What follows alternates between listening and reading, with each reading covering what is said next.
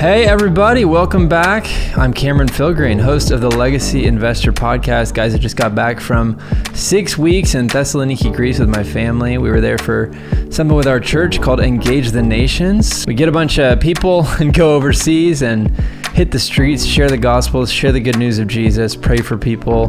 They get touched, they feel his presence. We've seen miracles happen. They get connected with the local church. People from Antioch, my church, are all over the world this summer and joining in the long-term teams. We have long-term teams and missionaries all over the world. And we're just out there for the summer trying to support them and lead people to Jesus and get them connected to the church and in discipleship. And it was just a great time. And I brought my wife and my 3 kids. I have a 4-year-old and a 2-year-old and a 5-month-old. So we were a part of one of the first family bases. We had 6 other families that we went with. We got uncomfortable. We had a lot of fun. This is the most at home I've ever felt in Europe or on any overseas trip. I was just like, I could totally do this. I could keep living this way. It was just really great. With that out of the way, I just wanted you to know that because I missed a couple weeks of this podcast, which I'm bummed. I just didn't batch enough before I left. And I just was unable to record while I was there, obviously. So we're back at it. Today, I want to talk about something that's been in the headlines, Airbnb. And I want to talk about short-term rentals. And because people are saying it's over, the boom is over, it's on the downhill. The Airbnb collapse, the short-term rentals are dying, and all investors are regretting their Airbnb. Well, I just wanted to share a few opinions I have about this. I first want to say, I think that a lot of investors that are investing in Airbnb are running their numbers at the outset, and before they even get the deal. I think people are being a little bit too liberal with their numbers. I think, I've never used AirDNA, but I see investors and I see gurus and teachers telling people all the time to use AirDNA. Well, I don't know what analytics, what algorithm they use to come up with those numbers, but I'll bet you if you're trying to underwrite a deal based on numbers from some arbitrary website, you're probably going to be overshooting just a tad. And I just would be wary. If I were you, I'd be cautious to run numbers based on some arbitrary website. I would be connecting with local hosts, local real estate agents. And frankly, I don't do real estate deals unless they work as long-term rentals. So there's a lot of hubbub, a lot of buzz around things like co-living, assisted living facilities. These are ways that you can BRRRR a property, or that's what I do, buy, rehab, rent, refinance, repeat. You can BRRRR or just buy a property and then rent it in one of these ways. And short-term rentals have historically been really popular because they're pretty easy to set up. And now there's these other, popular methods coming out. Why? Because they increase your cash flow. And what it is bothersome to me about that is people are underwriting deals with the exit strategy of say co-living and not really knowing if it's going to work, if the deal works as a long-term rental. So here's what I mean by that.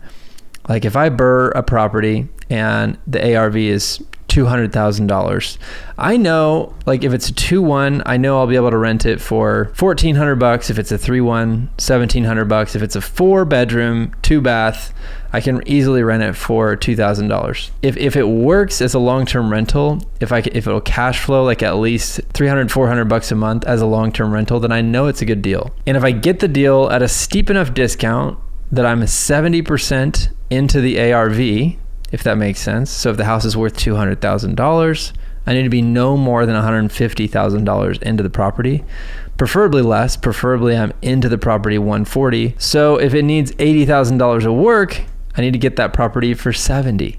We get the property for $70,000, we put $80,000 in, and now the property is worth $200,000. Now we have 25% equity. We refinance based on the ARV. Get a note for $150,000, rent the property out for, $1,500. That's the classic BRRRR method. If it does not work with that method, that is the most conservative, long-term rental, a 12-month lease is the most conservative possible way that you can exit a deal. If it doesn't work with that, then I won't do the deal. And I share that just because if you're planning on exiting a deal and the deal needs to bring in this huge amount, $3,000, $4,000, $5,000 of rent, with assisted living or co-living or one of these new or short-term rentals, even Airbnb. If it needs to bring in that huge amount in order for you to like cash flow or in order for it to be a successful deal, then don't do it. Like just underwrite the deal as like the most conservative and cautious as you can. So I first want to say that if you're underwriting your deals that way, then you end up where the rules allow you to do Airbnb, then absolutely do it. And like, if you have the money at the end of the deal to get furniture and put it in there and furnish it and get it up on Airbnb, you're gonna make money if you underwrote the deal as a long-term rental. 100% you're gonna make money. It doesn't matter what area. Like I just don't know. I can't imagine an area or a city where you wouldn't make money if you did all your due diligence as a long-term rental. Okay, now that that's out of the way, I also want to share that a lot of people are not running their Airbnbs like a business. Like I will tell you that I have 4 Airbnbs and like 2 that are midterm rentals. They're like furnished, but they're month to month because Airbnb is not allowed in these 2 houses. So I have 4 and then 2 of them that I just do sometimes, like between the month to month guests. And I will tell you, they are like, I get more of a headache when I think about like trying to rent a long-term rental, because I got to go there, I got to show it to the people, I got to get an application from them, I got to send a lease, I got to send move-in instructions. It's like, that's almost more hands-on. And then every year I got to do the same thing. It's like all the turnover, because I manage all my own long-term rentals, it's almost more cumbersome and more hands-on than the Airbnbs. And the Airbnbs make double the amount of money, if not triple. But if you have set it up like a system and like a business, and you have some sort of CRM, we use Hospitable, I really can't imagine that you wouldn't make money, frankly. And I would venture to say that if you have 2 or 3 or 4 of those, it's going to be less of a headache even than a long-term rental, at least in my experience, because the systems are set up. You have automatic messages, you have automatic lock codes, you have automatic cleaning and cleaners being sent. You have, you can just we send material with Walmart Plus. Like everything's automated, and there's so many great tools out there because short-term rentals have become so prolific. There's great tools out there now. Okay, now that I got that out of the way, I know I'm being quite opinionated today, but the main point of this podcast is to say, if you underwrite your deals as a conservative long-term rental, then you end up doing Airbnb as an exit, you will make money. And I guarantee all of these headlines about the Airbnb bust are talking about people and investors that got into a deal where their exit strategy was to Airbnb the deal, and they had all these grandiose expectations and dreams about the amount of money that they were going to make and the amount of cash flow they were going to make, and it just didn't happen the way they thought it was going to happen. And they have a headache house, and they're selling at a loss, and many times.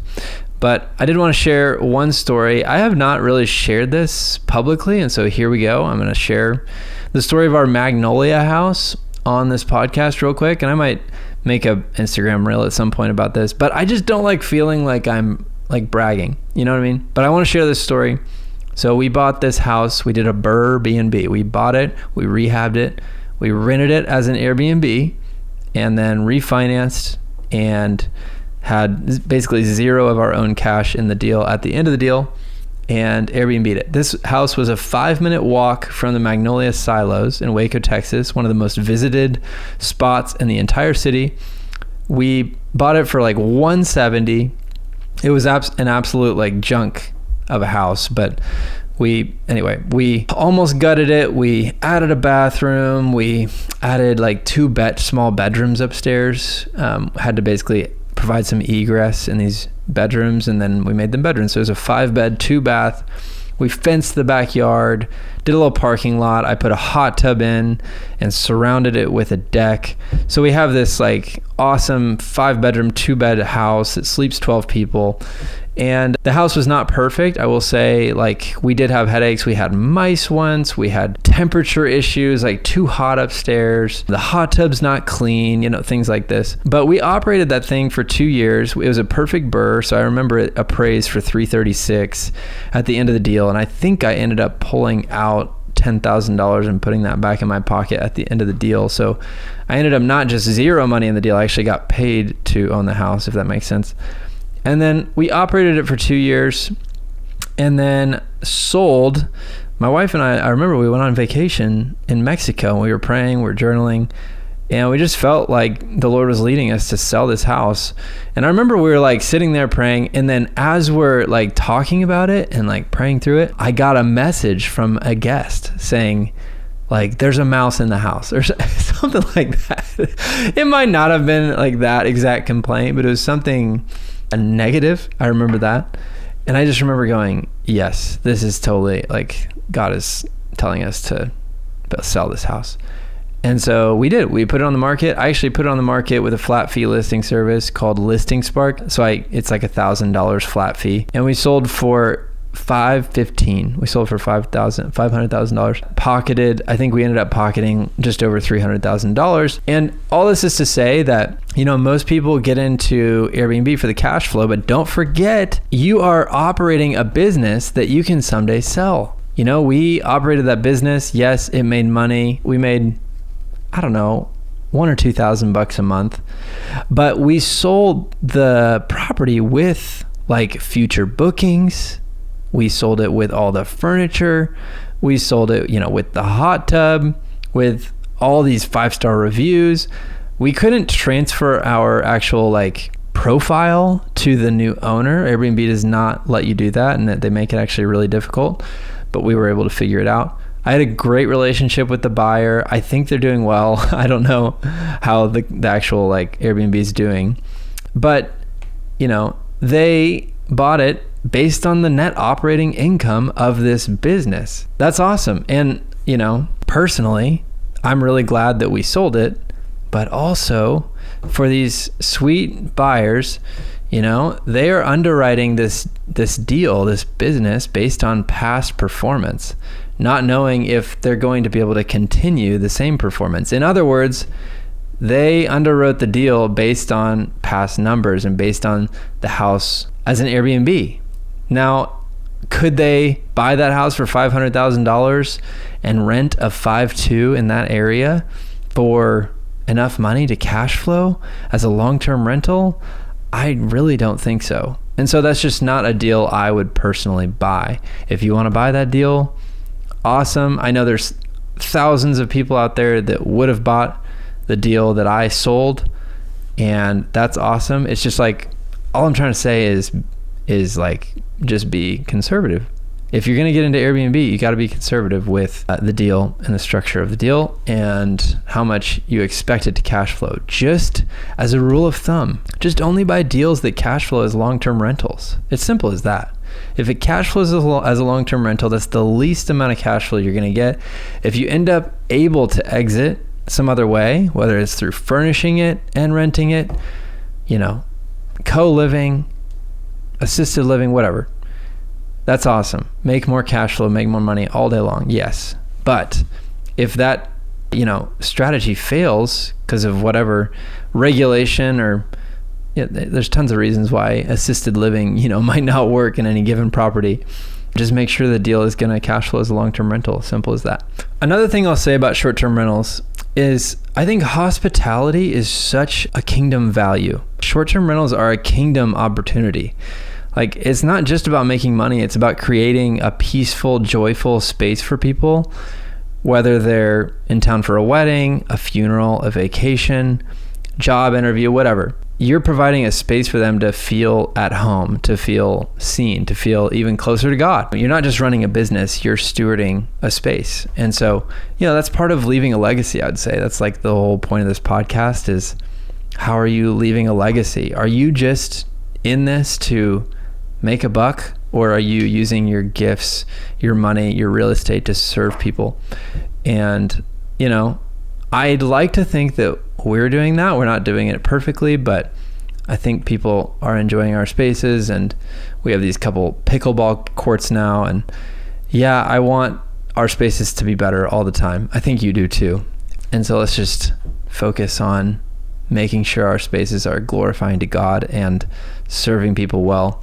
All right. That's it for today, guys. I hope you enjoyed this solo show. If you like the show, will you let me know? Instagram, DM me, text me, 913-832-9919. That's my actual cell phone number. If you like this episode, share it with somebody.